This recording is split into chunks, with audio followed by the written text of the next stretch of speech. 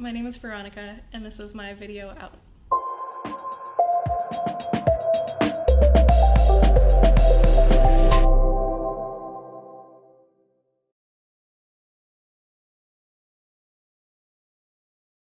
My name is Veronica. My pronouns are she and her, though I am comfortable with they and them, and I identify as bisexual. I grew up in a small town here in Texas, which was kind of how you would expect it to be. A little bit better, luckily. My graduating class was about 288 people, so it was very, very close-knit, very conservative. My family is fantastic and very accepting, but I did not come out while I was living with my parents. Just kind of, I guess I was a little nervous about it.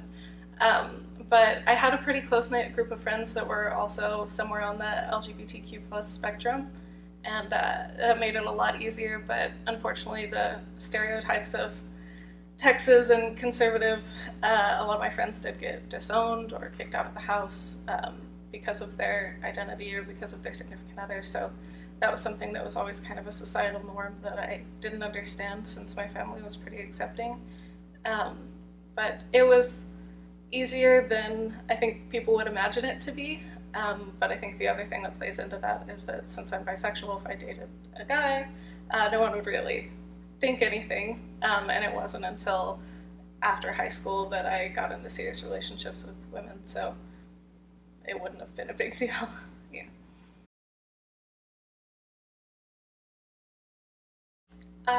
I think the first time I knew, it was interesting because someone else kind of told me. I was in middle school and I was in science class, and we had kind of gone off into groups. We were goofing off. It was just one of the days we didn't have anything to do.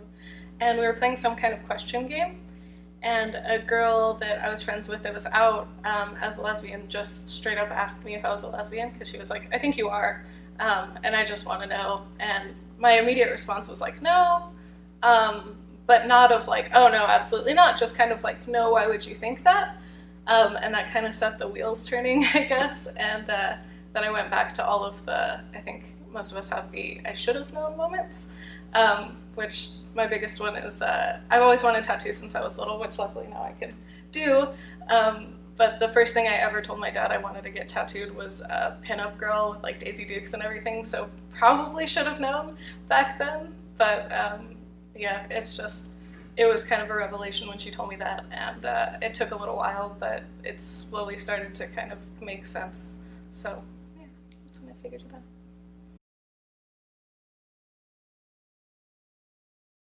out. The first person I told was my high school best friend. Uh, Funny enough, the week before, I think, another friend of ours, a mutual friend, had come out as bisexual, and in one of our classes together, she had kind of told me that she thought that I was too, but that I wasn't comfortable with it, or that I wasn't secure, or even that I was a lesbian and wouldn't come out. And that was something that kind of had gotten to me, and made me think that people thought that I wouldn't be proud of who I was if that's what I believed. And I had kind of kept it under wraps for a while that I was even thinking these things. And it ended up being, I tried to make it as nonchalant as possible. So I had a crush on a girl on her basketball team. So I kind of was just like, hey, what's her situation? And that it clicked for her. And after that, it's just something about me, and it wasn't a big deal, which was great. Yeah, it was luckily very comfortable and supportive. My first serious girlfriend, head over heels, the whole shebang. I was just coming to terms with being out. I was in college. I was really enjoying the fact that I could go on dates with this girl and not be ashamed of it and not feel doubts or anything. And she was out, so that also was something that I was just enjoying. But one of the biggest things was that she was from an even more conservative place than I am, and her family accepted her, but she kind of had this internalized, I don't want to say hate or prejudice or anything, but just a dislike for any kind of displays of affection, even holding hands and hugging and stuff like that in public. So I was always kind of trying to convince her that, like, hey, holding hands at the movies isn't gonna hurt anybody, no one's gonna call us out. And then unfortunately she got told at like a movie theater or something when we were coming out, someone talked to her at her car and like was just asking questions and being kind of aggressive. So after that, I was a little more protective of it, and then it did happen a few times while we were out where people would just say things in passing, or the big one I think for me that was negative, besides just people not being accepting and looking at us weird, which I don't really care about because colored hair and tattoos, and I'm kind of asking people to look at me. But I think the other thing was just men sexualizing it, which I know happens with pretty much everyone on the spectrum, unfortunately. So I think most of my negative experiences surround that, a little bit in the workplace at past jobs, but luckily nothing too extreme, just getting catcalled, harassed, things like that. It's amazing. Hulu really fosters this sense of being comfortable and being proud, and not just being comfortable saying, you know, yes, this is who I am, talking to your friends about it, but also being able to play off of the fact that this is who I am and there are other people like me, and we want to be proud of it and talk about it regardless of what it is. There's so many like people. I think the best way I think about it sometimes is that at my prior employer, it took me a year and a half to come out to anyone, even though my direct boss was gay. And when I finally did, it was because I wanted to take my girlfriend at the time to our holiday party, and we were shunned to a table with just my boss and his boyfriend and one other girl that I worked with.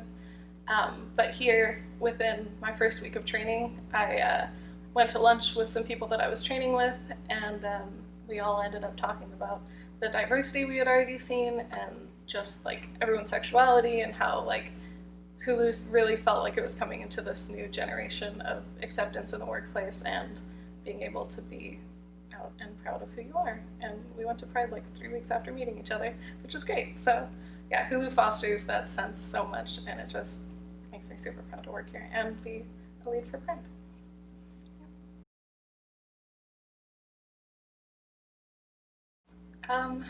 I think my biggest piece of advice that I would give, if it's someone like myself that had the same doubts that I had, sounds kind of weird, but nobody actually cares as much as you think they do.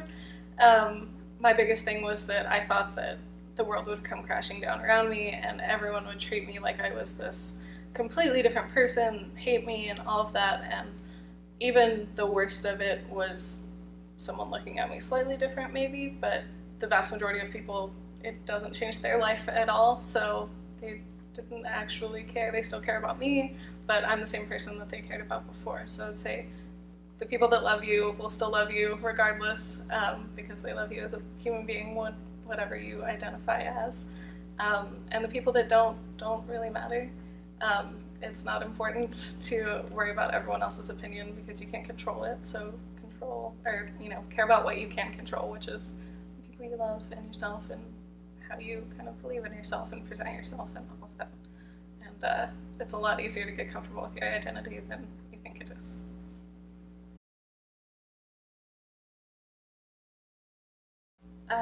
Misunderstanding, I think, is a lot of it, but the biggest thing that I notice, or seem to notice more and more these days, is prejudice within the community, which is always kind of hurtful, and like especially noticing it while working at a place like this, that it doesn't exist here. Everyone is very aware and cognizant of the intersectionality of it, and that's not something that seems to be embraced on a greater scale. So you might be accepted in the community for your sexual identity or anything like that, gender identity, but if you are of a different upbringing or a different race or anything like that, sex, age, something, you can still kind of be treated differently. And I know we have plenty of different generations. We have generations that kind of started all of this for us, that are still around and still helping us. And I think things like that, and realizing that everyone goes through the same struggle in this way, even if they go through different struggles. Otherwise, we're all the same, we're all human. I think it's just something that kind of needs to be laid out for people sometimes, that I know you're treating this person different, but also, practice what you preach and just love and acceptance, and someone else's life doesn't really affect you that much. So just be happy and celebrate the things that you love about them.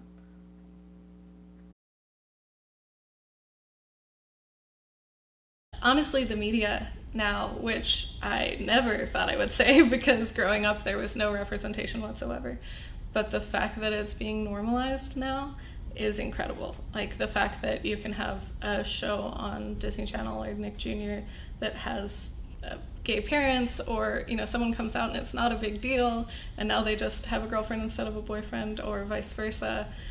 It's incredible. Like knowing that this next generation is growing up without it being a huge deal. Hopefully someday we'll get to the point where coming out isn't a thing and you just love who you love. That's the goal.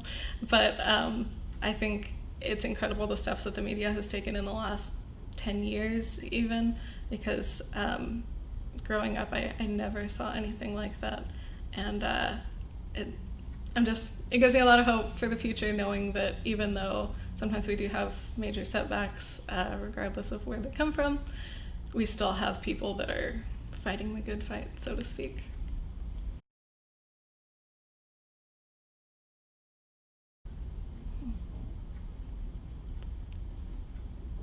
It's a very good question. I think being able to relate to so many different people. I think I grew up in kind of a unique situation and came out of it a lot different than a lot of people that came out of it. I was very lucky, and I absolutely, will check my privilege for a lot of the things that happened, that it could have been much worse. But I love that I can sit down with people and learn from them, and, whether we have something in common or not, be able to gather something from them and learn anything really. But again, going back to Hulu, being at a place like this and being able to talk to people and hear their stories, even for people that also grew up in San Antonio and that I never would have known that these people existed or that these things had happened to them or to anyone else. I really just love being able to kind of absorb that from other people. So I think most of that comes from the fact that it took me a very, very long time to be comfortable with myself in every sense of the word, not just my sexuality, but how I present myself and everything, work and school and all of that. But the fact that now I'm at this place where I'm comfortable with myself and I can just learn from others and absorb that and just learn more every day is kind of probably my favorite thing, because I feel like I'll just be ever growing in the sense of empathy.